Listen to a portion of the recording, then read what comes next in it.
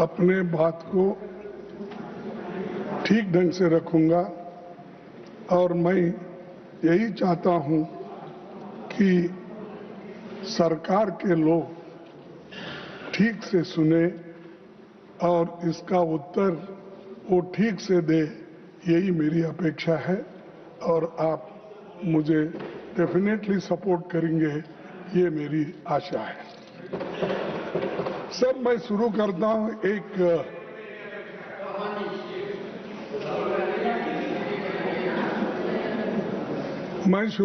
हूं पेपर चुराने वाले बचते रहे, पेपर चुराने वाले बचते रहे, मेहनत करने वाले पीटते रहे। ये कैसा न्याय, ये कैसी रीत, गुनाहगार हंसते रहे, मासूम सिसकते रहे। यानी मासूम लोग आज मासूम, तो ठीक है, आपका हिंदी बहुत अच्छा होगा, आपका हिंदुस्तानी भी अच्छा होगा, मेरा भी थोड़ा हिंदुस्तानी सुनिए। सर, मैं ये इसलिए कह रहा हूं कि पेपर लीक होने से कितने मासूम लोगों का नुकसान हुआ और कितने लोग पीटे गए, कितने माँ बाप परेशान हैं, कितने औरतें बच्चे परेशान हैं। इसको जाहिर करने के लिए ये बात मैंने आपके सामने रखी। सभापति जी, आप अभी पब्लिक एग्जामिनेशन अमेंडमेंट बिल 2026 में जो जहां चर्चा के लिए आई है, उसमें सिर्फ आंकड़े बदले हैं। मेरे पास पूरा ये है बिल, तो उन्होंने पढ़ा, वो बिल मेरे पास भी है। इसमें सिर्फ आंकड़े बदलते गए, उससे कुछ होने वाला नहीं है। ज्यादा जुर्माना, कड़ी सजा, special task force, fast track courts जैसे प्रावधान आपने इसमें रखा है, इससे कुछ फर्क पड़ने वाला नहीं। फर्क इससे पड़ेगा आप किस ढंग से इस एग्जामिनेशन को लेके चलेंगे और विदाउट पेपर लीक आप कैसा बनाएंगे, वो उस पे ऊपर निर्भर करता है।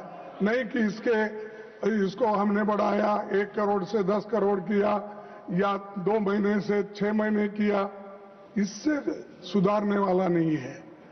तो इसलिए मेरा कहना यह है कि ये तो नई बात तो नहीं है, लेकिन ये जो मजबूत कानून लाने के लिए हमने 2024 में ही इसकी मांग रखी थी, लेकिन तब आपने हमारी इस बात को नहीं माना और उधर से अभी अपने भाषण में कहा कि आप लोगों ने नहीं माना। लेकिन इस मजबूत कानून को ठीक करने के लिए हम बार बार आपके सामने कहते रहे, लेकिन आप किए नहीं। लेकिन 2 साल के बाद आप जो काम कर रहे हैं उसे 2024 में ही क्यों नहीं किया? तो अब कर रहे हैं 2024 में, यानी 2 साल पहले आप क्यों नहीं किए? क्योंकि तब आपको राजनीति करनी थी, लोकसभा चुनाव सामने थे। राहुल गांधी जी भारत जोड़ो न्याय यात्रा में लगातार पेपर लीक और युवाओं के भविष्य का मुद्दा उठा रहे थे। आप ये करते तो क्रेडिट नहीं मिलता था उस वक्त, इसीलिए आप उसको छोड़ दिए। तो उस समय परीक्षा व्यवस्था को सुधारने की बजाय आप जल्दबाजी में ऐसा कानून लाए, जिसे 2 साल में ही आपको संशोधित करना पड़ रहा है। सभापति जी, इस अमेंडमेंट बिल का हम स्वागत करते हैं, लेकिन ये अभी भी अधूरा है। ये पेपर लीक होने के बाद भी इसकी कार्रवाई को मजबूत करना ये जरूरी है। पेपर लीक होने से रोकने की मजबूत व्यवस्था इसमें नहीं है। सिर्फ आपने आंकड़े बदले, लेकिन आपका इंटेंशन आपने इसमें नहीं बताया, इसको कैसा रोकना। इसीलिए मैं ये कहूंगा कि ये सब जो माहौल आज चल रहा है, इस माहौल को ठंडा करने के लिए और जो आज हमारे विद्यार्थी युवा जो सड़क पे आए हैं, उनको ठंडा करने के लिए ये बिल लाया गया है। ये है सो समस्या को सुलझाने के लिए नहीं। सभापति जी, पिछले 2 महीने की घटनाओं ने देश को झकझोर दिया है। देश भर के छात्रों और नौजवानों ने परीक्षा व्यवस्था की नाकामियों के खिलाफ आवाज उठाई। विपक्ष ने उनकी आवाज सड़क से लेकर संसद तक उठाई। बढ़ते जनदबाव के आगे सरकार को घुटने टेकने पड़े। मैं देश के छात्रों, नौजवानों को मुबारकबाद देता हूं। उनका संघर्ष रंग लाया और सरकार को झुकना पड़ा और प्रधानमंत्री को, प्रधान को हटाना पड़ा। और इसीलिए ये युवाओं की ताकत है। और जब युवाओं की ताकत देखने के बाद हमारे सरकार को भी ये मालूम हुआ, अरे इससे ज्यादा अगर हम कुछ खींचतान करेंगे तो धागा टूट जाएगा और हमारी कुर्सी चले जाएगी। इसीलिए डर के आखिरी में उन्होंने युवाओं का जो डिमांड था उसको माना, लेकिन उसमें यह है, उसके पीछे है कि उनकी कुर्सी बचाने के लिए भी ये काम उन्होंने की, ना कि विद्यार्थियों के समस्याओं को समझाने के लिए, सुलझाने के लिए नहीं की। कुर्सी कैसा बचाना है और इतना एजिटेशन हो रहे हैं सब कुछ। और हमारे जितेंद्र सिंह साहब भी इसको सुलझाने के लिए सड़क पर आना पड़ा। उनको भी कहना पड़ा कि नहीं नहीं ये अच्छा नहीं, वो ये, क्योंकि उनको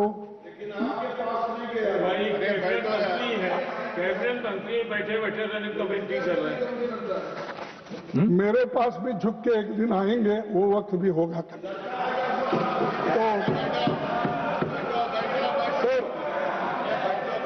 प्रधानमंत्री जी, गिरिराज जी प्लीज सर, तो वो समझाने की भी कोशिश करे, आए सब बोले, लेकिन डर इसका था उनको। वो जो सत्याग्रह या वो जो एजिटेशन था राहुल जी ने उस दिन किया, वो एकदम डर गए और डर के बोले कि ये ठीक, इसको आगे बढ़ाना ठीक नहीं है। तब उन्होंने ये तय किया कि प्रधान को हटाया जाए, शिक्षा मंत्री को हटाया।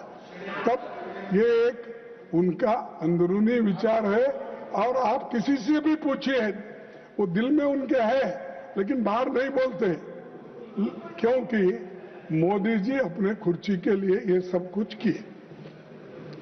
ये कदम तभी उठाया जब छात्र पेपर लीक, परीक्षा की गड़बड़ियों और संस्थागत नाकामियों की बात कर रहे थे।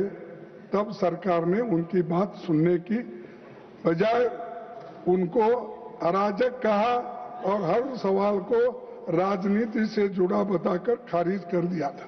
तो ये मैं क्यों कह रहा हूं साहब, जब विद्यार्थी पहले ये पूछे, महीनों से वो लोग वहां सड़कों पे बैठे और महीनों से एजिटेशन कर रहे थे, अपनी बात रख रहे थे, उस वक्त आप क्यों नहीं पूछे? उस वक्त उनके पास क्यों नहीं गए? उनके पास क्यों आप निगोशिएट नहीं करे?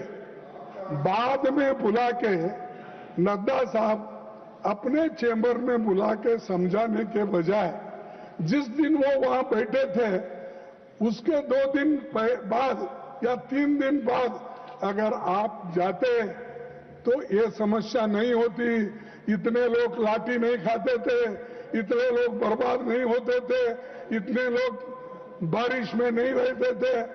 तो ये आपकी वजह से, आपके सरकार की वजह से ये सब भुगतना पड़ा।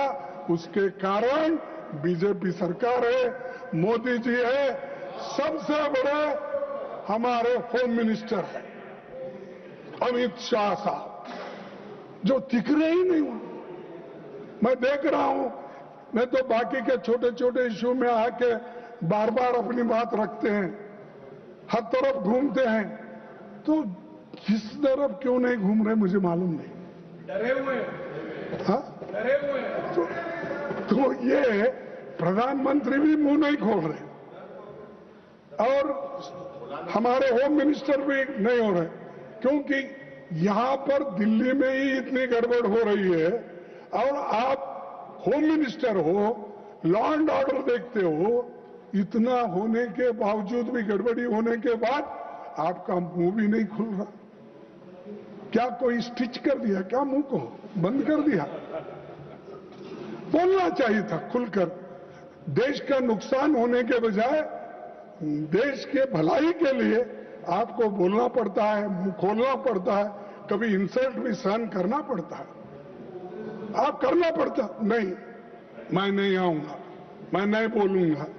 अगर आप ऐसा बोलेंगे तो जो सबक स्टूडेंट्स ने तुमको सिखाया है उससे डबल सारे विद्यार्थी और यूथ मिलके एक दिन फिर आपको वो सबक सिखाएंगे। सर, 20 जुलाई 2026 को हजारों छात्र शांतिपूर्वक संसद की ओर मार्च कर रहे थे। वे संवाद चाहते थे, लेकिन उन्हें मिला लाठीचार्ज, आंसू gas, water cannons, pellet gun, current वाले बैरिकेड, मेट्रो लाठी में कीले रखकर और रेलवे स्टेशन भी बंद करे और मेट्रोज बंद करे और इंटरनेट बंद करे। ये सब ठप हो गया। ये सब आपने किया और इससे विद्यार्थी उचक गए, नागरिक भी बहुत इसमें गुस्से में रहे। तो इसीलिए उनको ये एजिटेशन करना पड़ा, लेकिन आप संभाल नहीं सके, शांति से उनसे बात नहीं कर सके। 100 से अधिक छात्र इस एजिटेशन में जो थे वो घायल हो गए और आईसीयू में वेंटिलेटर राम मनोहर लोहिया हॉस्पिटल में पड़े बहुत से, और कई बच्चों को आंखों में वो पैलेट के छर्रे लगे, आंख पे लगे, पीछे लगे। आप सब देखे हैं, सब टीवी में आप बहुत देखते रहते हैं, आप देखे हैं। लेकिन ये देखकर हमको तो शर्म आई, उनको शर्म आया कि नहीं मुझे मालूम। जो मुझे शर्म आया, अरे मेरे विद्यार्थी जो गांव से आए, स्टेट से आए, उन बच्चों को पैलेट्स का यूज करके उनको मार रहे हैं और हॉस्पिटल में गिरे हैं। किसका आंख गया, किसका कान गया, किसका हाथ गया, किसका पैर टूटा। इसका जिम्मेदार कौन है? इसका जिम्मेदार आप है, होम मिनिस्टर है। आप बंद कमरे में रह के आप सुन रहे होंगे मेरी बात, लेकिन आप बंद कमरे में रह के बहुत दिन छुप नहीं सकते। एक दिन हम बाहर खींच के लाएंगे और जनता के सामने जनता के सामने हम दिखाएंगे इनके लोगों में क्या है।